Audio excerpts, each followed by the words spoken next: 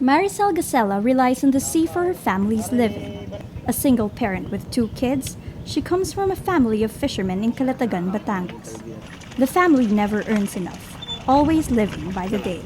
Yung kinikita ng tatay ko noon ay minsan sa loob ng isang araw na pagpalaot niya, kumikita siya ng 800 to 1,000 a day.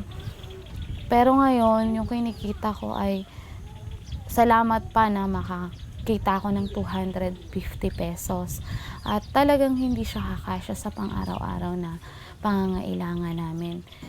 Data show the incomes of fishing vessels are on a steady decline since the 1950s. The volume of catch no longer compensates for the cost of fishing. Advocate Vin Sinches says the Philippine oceans are in crisis. 70% of the yung waste sa Manila Bay is mga plastics, no? Ang basura, pinapatay niya yung mga major na mga marine ecosystems dito sa Manila Bay. Water samples from Manila Bay in 2007 show human waste bacteria and heavy metal particles go beyond the environmental standard. Maricel is among 2 million Filipino fishermen whose incomes plummeted due to the deteriorating state of the Philippine seas. Government data says fishermen are the poorest among the 9 basic sectors.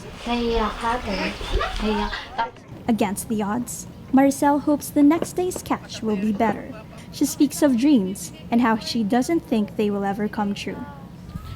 Siyempre, mabigyan ng magandang kinabukasan, mapapag-aral, mapapagtapos hanggang kolehiyo.